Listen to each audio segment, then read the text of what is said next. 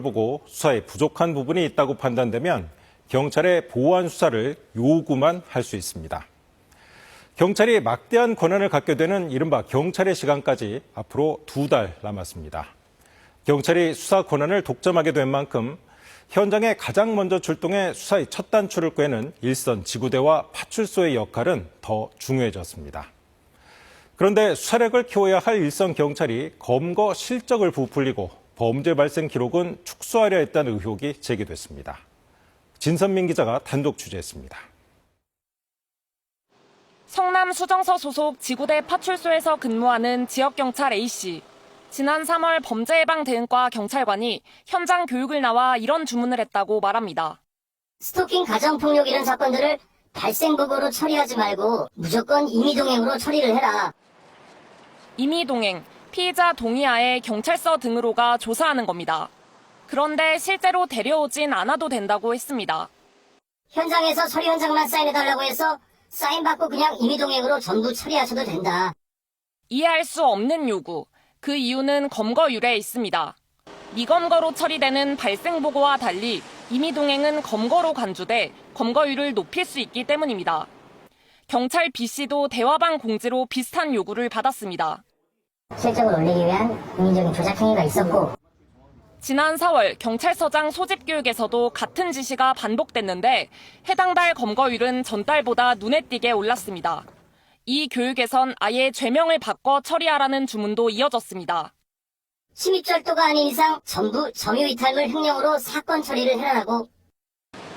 전체 절도 건수, 즉 모수를 줄이면 중요범죄 검거율은 올라가는 걸 노린 겁니다. 실제 통상 절도로 접수됐던 택배 도난 신고는 교육 이후 점유이탈물 횡령으로 기록됐습니다. 일선 경찰관들은 성과 압박에서 자유로울 수 없는 만큼 이런 관행은 불법 수사로 이어질 수 있다는 우려가 나옵니다. 실적의 부담으로 느끼게 되었다고 하면 결과적으로 어떤 불법 체포의 문제가 생길 여지가 있기는 하겠습니다. KBS 취재가 시작되자 경기남부경찰청은 해당 경찰서에 대한 감찰에 나섰습니다. KBS 뉴스 진선민입니다. 이렇게 실적을 사실상 조작하라는 지침은 담당자 개인 차원에서 나올 수 없다고 보는 게 합리적일 겁니다. 관련 부서와 협의했다는 전달 사항 등 조직적인 행위로 의심되는 단서들을 황현규 기자가 확보했습니다. 단독 보도 이어갑니다. 지난 4월 성남수정서 관할 지구대 파출소에 내려온 지침입니다. 임의동행 처리 요구와 함께 여성청소년과와 협의됐다고 적혀 있습니다. 같은 달 죄명을 바꿔 처리해달라고 주문했던 단체 교육에선 형사과와 협의됐단 말을 들었다고 참석자들은 전합니다. 형사과라도 얘기가 됐었다. 분명히 기억합니다. 사전 조율이 다 됐다고 해서 정말 모든 부서가 그렇게 암묵적인 용인을 했구나. 부서 간 사전협의 정황부터 서장 소집 교육까지 경찰서 차원의 조직적 개입이 의심되자 익명 게시판에 이를 문제 삼는 글이 올라왔고 해당 부서에선 임의동행 동의서를 무리하게 작성하지 마라. 경찰서장은 죄명 적용을 신중히 하란 지침을 잇따라 내려보냈습니다. 본인들이 시켜놓고 이거를 이렇게 얘기하는 게 맞냐. 이거 나중에 일 터지면 책임지기 싫어서 그런 거 아니냐. 해당 지구대와 파출소 간부들은 지침은 들어갔다면서도 강제 지시는 아니었다고 발뺌했습니다. 이의제기를 했다라는 정도까지만 내가 이야기를 들었어요. 요즘 전문직으로 수용을 안 해요. 올해부터 강조를 하긴 했죠. 예, 그 성과 지표에 대해서 강조하는 얘기입니다. 서장은 해당 지침이 전달될 당시 자리에 없었고 지침 내용도 몰랐다.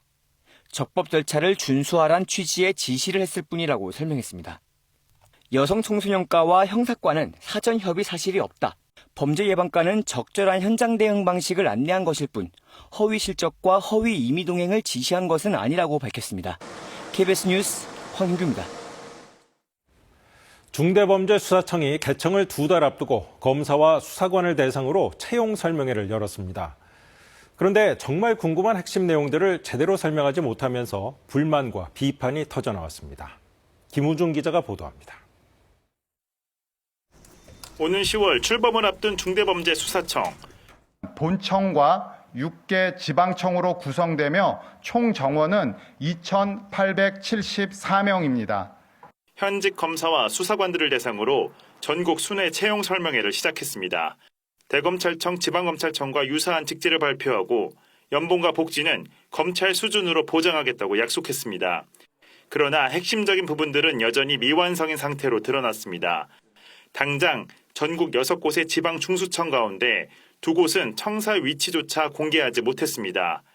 검찰 직원을 강제 이동할 순 없다면서도 중수청 정원을 제때 채우지 못할 경우에 대한 대비책은 내놓지 못했습니다.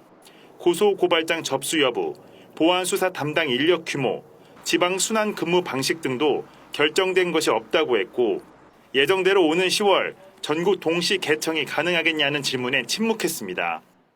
현장에선 즉각 이럴 거면 설명회를 왜 했느냐는 불만이 터져나왔습니다. 중소기업 취업 설명회만도 못하다, 결국 법조인 중심의 검찰 시즌2다 등의 비판도 이어졌습니다. 다만 중수청 이동을 고심하는 직원들도 있었습니다. 검찰 개혁에 앞장섰던 이문정 동부지검장, 쿠팡 사건 처리 과정에 외압이 있었다고 폭로한 문지석 부장검사는 중수청에 지원하겠다는 의사를 밝힌 상태입니다. KBS 뉴스 김우준입니다. 5.18 탱크데이 행사와 관련해 경찰이 스타벅스 코리아 본사를 처음으로 압수수색했습니다. 경찰은 신세계그룹의 자체 감사 결과가 부실했다고 보고 행사를 고의적으로 기획했는지 살피고 있습니다. 보도에 심세아 기자입니다. 서류 가방을 든 수사관들이 건물로 줄지어 들어갑니다. 이들이 향한 곳 스타벅스 코리아 본사입니다. 경찰이 오늘 스타벅스 코리아 본사에 대한 첫 압수수색에 나섰습니다. 영장에 적시된 혐의는 모욕죄. 지난 5월 18일 스타벅스 코리아가 탱크데이 행사를 연 지 2달여 만입니다. 당시 큰 논란이 일었고 5.18 유공자들과 시민단체는 정용진 회장과 손정현 전 스타벅스 코리아 대표를 고소고발했습니다.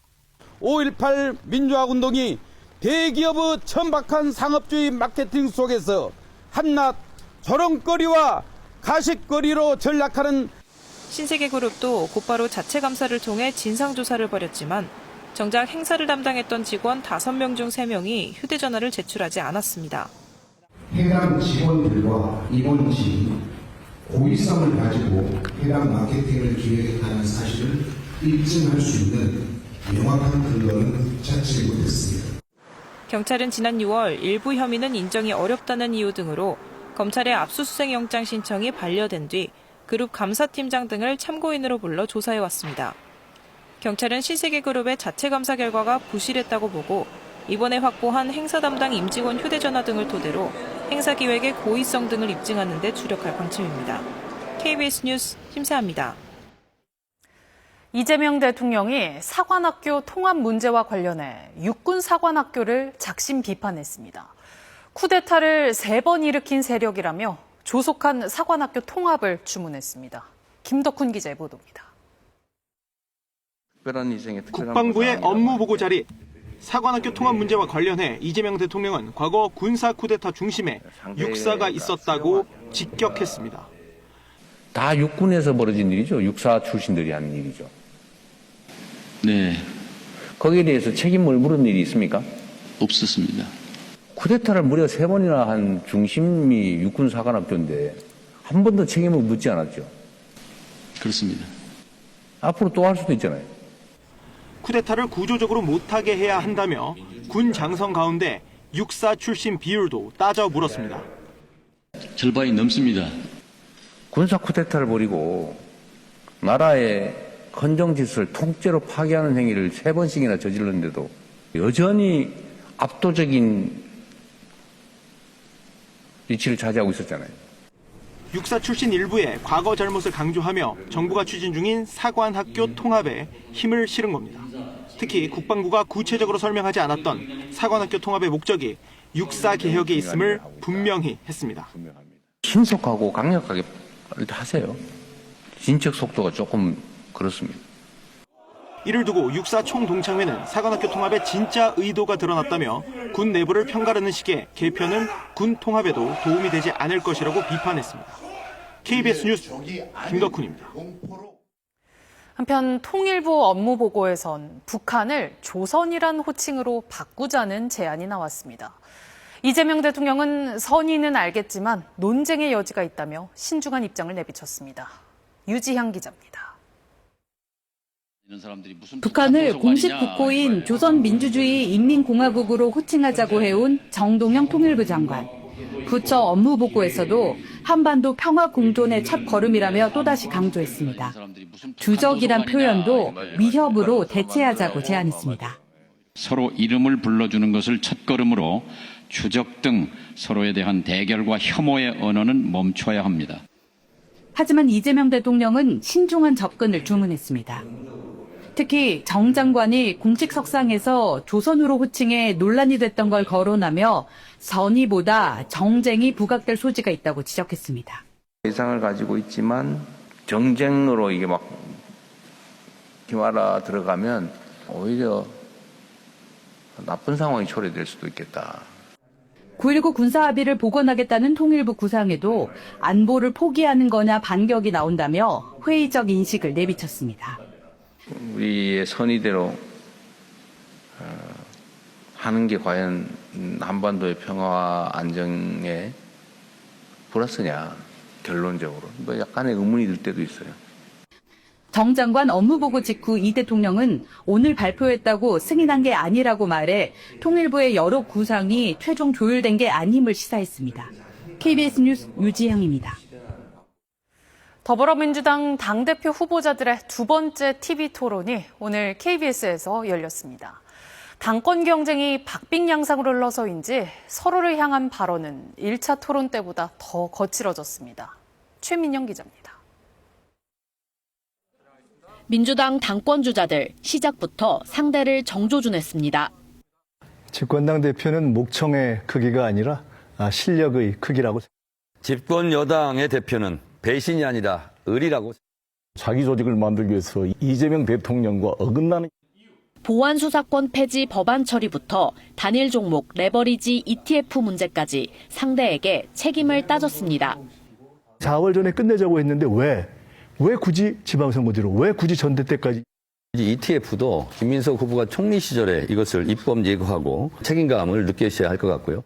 좀 어렵다고 총리나 대통령의 책임을 전가하는 모습은 바람직하지 않다. 한동안 서로 자제했던 신천지 개입설도 다시 꺼냈습니다.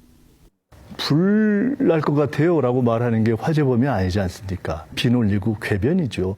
가장 악성인 주장이 신천지 의혹 제기입니다. 깨끗하게 사과를.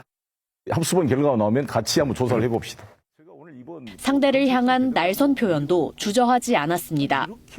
더 이상 명청대전 이런 이야기를 듣지 않는 역량 있는 지도부로 바꿔주는 것이. 한 번 배신하면 또 배신할 수 있죠. 한 번 탈당하면 또 탈당할 수 있죠. 네거티브를 하면서 네거티브 하지 않는다고 거짓말을 뻔하게 하는 사람, 자기 정치에 몰두해 있는.